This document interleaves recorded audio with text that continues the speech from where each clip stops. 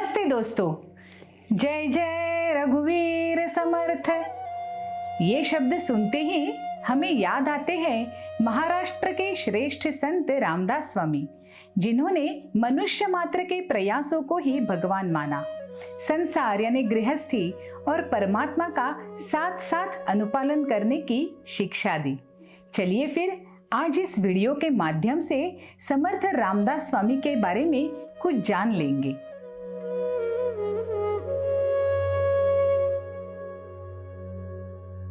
प्रभु रामचंद्र जैसे तेजवान और प्रभावशाली बालक ने जिस दिन जिस समय पर जन्म लिया, ठीक उसी दिन यानी रामनवमी के दिन उसी समय पर सन 1608 में महाराष्ट्र राज्य के जालना जिले के जांब गांव में एक बालक ने जन्म लिया। सूर्याजी पंत और श्री राणूबाई ने अपने इस बालक का नाम नारायण रखा। 5 साल की छोटी उम्र में नारायण के पिताजी सूर्याजी पंत का देहांत हुआ। इस दुख ने नारायण को इतना अंतर्मुख बनाया कि उसने 1 साल तक मौन धारण किया। अपनी शादी के समय केवल 12 साल की उम्र में सावधान इस शब्द को सुनते ही विवाह मंडप से किशोरवयीन नारायण भाग गया। कुछ दिनों बाद नासिक से नजदीक टाकली गांव में आ पहुंचा। ईश्वर प्राप्ति के लिए अपने परिवार को छोड़कर इतनी दूर चलते हुए आए इस बालक ने उसके बाद 12 साल तक अपरंपार श्रद्धा से निरंतर तप किया।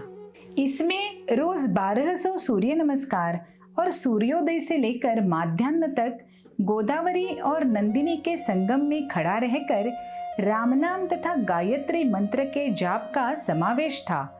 उसके बाद केवल 5 घर से इकट्ठा की हुई भिक्षा से कुछ अन्न प्राणियों तथा पंछियों को खिलाकर बाद में ही खुद अन्न ग्रहण करने की उनकी नित्य आदत हो गई। इन 12 सालों में तीव्र इच्छा, निडर वृत्ति तथा कठोर संयम से की हुई साधना और वेदों का अध्ययन, श्रवण, मनन, निधिध्यासन, इन्हीं का परिणाम होते हुए नारायण का रूपांतर समर्थ रामदास स्वामी में हुआ। इसके बाद उन्होंने 12 साल तक पैदल चलते हुए अनेक धर्म स्थलों तथा तीर्थ क्षेत्रों की भेंट की। उन दिनों समाज में गरीबी, अज्ञान, अधर्म का प्रभाव था। साथ ही में यवनों के आक्रमण से पूरा समाज भयभीत, कमजोर तथा निद्रिस्त अवस्था में था।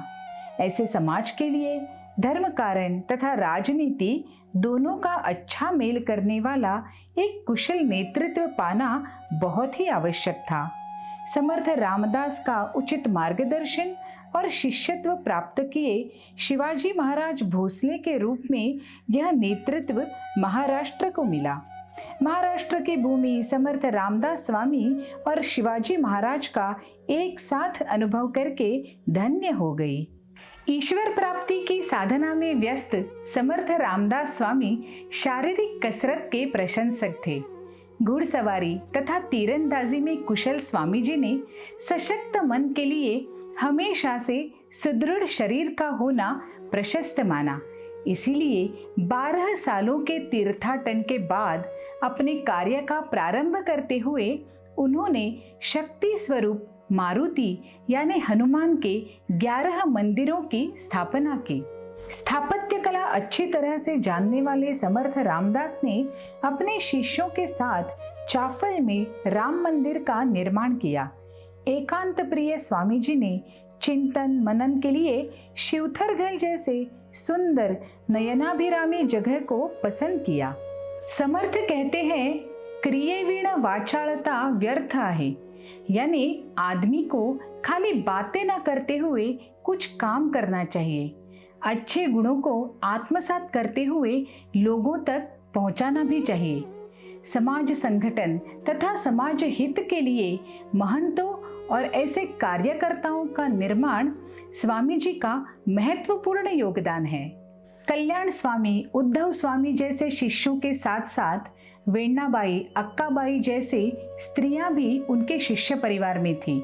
सचमुच 17वीं सदी में स्त्रियों के प्रति इतना आदर और समभाव रखने वाले संत रामदास एक दूरदर्शी संत थे, है ना।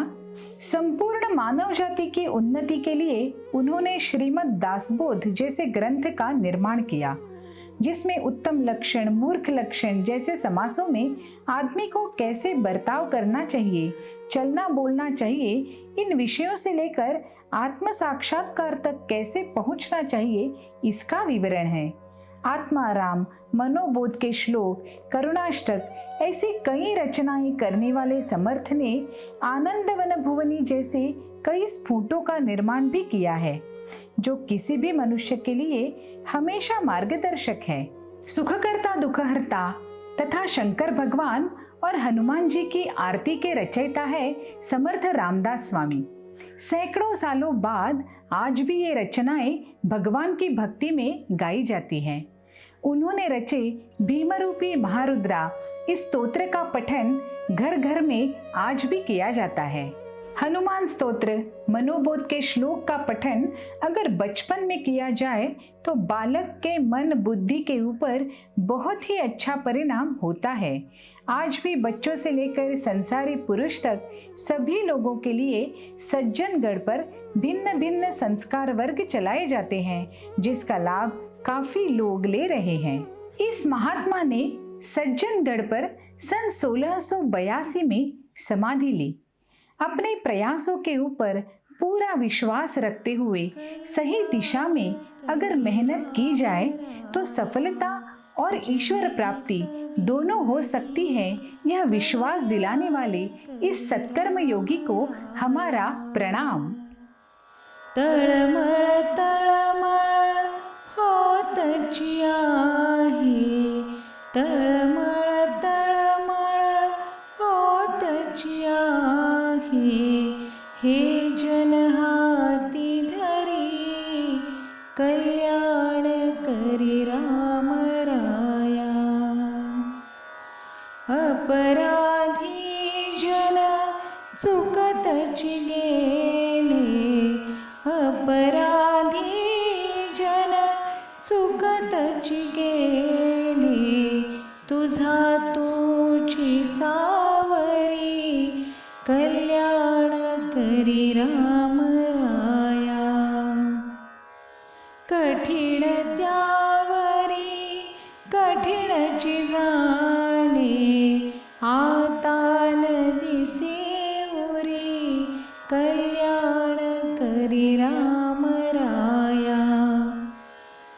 कोठे जावे काय करावे, कोठे जावे काय करावे, आरंभिली मोहरी कल्याण करी राम राया।